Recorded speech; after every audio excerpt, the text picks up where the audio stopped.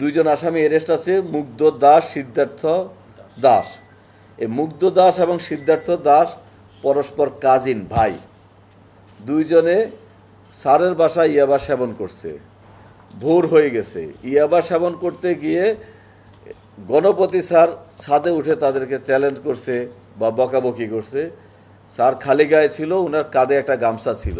স্যারের কাঁধে থাকা গামছা দিয়ে গলা পেঁচিয়ে দুইজনে স্যারকে খুন করে সেই লাশটা ওরা ওখানে রেখে টিন দিয়ে ডাকতেছে এবং স্যার গঙ্গানে দিচ্ছে। এই শব্দ পেয়ে স্যারের ওয়াইফ প্রীতিলতা চক্রবর্তী ভোলা, এরা কাকি ডাকে, বুলা।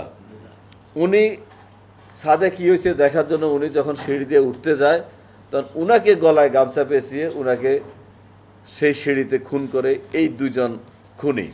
এবং তারা নিজ মুখে স্বীকার করছে তারা দুজনেই করে।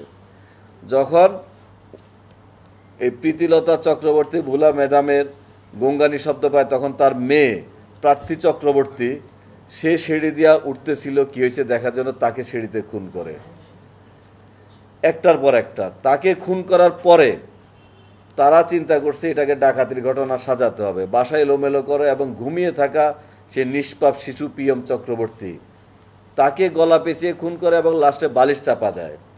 খুনিদের বক্তব্য অনুযায়ী প্রার্থী চক্রবর্তী মারা যাচ্ছিল না ৩-৪ মিনিট, তখন তাকে আবার একটা রশি এনে গলায় প্যাঁচ দিছে, 2টা প্যাঁচ দিছে, একটা গলায় পড়ছে, তাড়াহুড়ো করতে যে একটা মুখে পড়ছে, ওই জোরে টানের সাথে মুখ টুকের এটা বিকৃত হয়ে গেছে। এই খুনগুলা করার পরে তারা ওই বাসায় গোসল করে। প্রথমে গোসল করে সিদ্ধার্থ দাস, তারপর গোসল করে মুগ্ধ দাস। গোসল করার পরে ওখানে ডাইনিং টেবিলে খেজুর রাখা ছিল একটা বয়মের মধ্যে, সেখান থেকে খেজুর খায়। খেজুরে বিচি এবং কামড় দেওয়া খেজুর রয়েছে, যেটা আমরা ডিএনএ টেস্টের জন্য পাঠাবো। তারপরে তারা ফ্রিজ থেকে শশা বের করে শশা খায়, সে কামড় দেওয়া শশা আমরা পেয়েছি। শশা খাওয়ার পরে ওদের কাছে 1 পিস ইয়াবা ছিল, সেই ইয়াবা সেবন করে ওই বাসায় বসে ইয়াবা সেবনের আলামত আমরা পেয়েছি।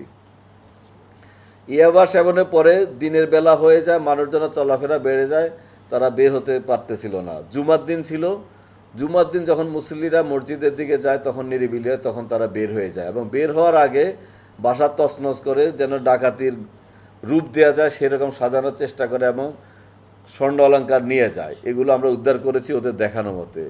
সেটা নিয়ে তারা একটা পরিত্যক্ত মন্দিরের পিছনে একটা পরিত্যক্ত বাড়ির একটা জায়গায় ওরা রেখে দেয়। রেখে দিয়ে কালকে যখন তাদেরকে অ্যারেস্ট করা হয় তারা ঘুমায়ছিল, গভীর ঘুমে ছিল। আমরা বিভিন্ন জায়গা থেকে তথ্য সংগ্রহ করে আমরা যখন খবর পেলাম যে এই বাসার মধ্যে ইয়াবা খাওয়ার আলামত পেয়েছে, তার মানে ইয়াবা সেবী, তারা ঘটনার আগে হোক পরে হোক ইয়াবা সেবন করেছে। তারপরে একটা স্বর্ণের চুরিকে আগুন দিয়ে পরীক্ষা করছে, সেটা ইমিটেশন নাকি স্বর্ণ, তার মানে স্বর্ণের ব্যাপারে অভিজ্ঞতা আছে এরকম কেউ থাকতে পারে। তো এর মধ্যে যেটা সিদ্ধার্থ দাস আসামি, সে স্বর্ণের দোকানে চাকরি করে, 8 বছর যাওয়ার সে স্বর্ণের কারিগর হিসেবে কাজ করে পিকে পাল জুয়েলার্সে, এটা তার বক্তব্য। আর মুগ্ধ দাস সে একটা মাছের দোকানে কাজ করে, সেখান থেকে যে টাকা পায় সেখান থেকে কিছু বাড়িতেও দেয়, কিছু নেশা করে।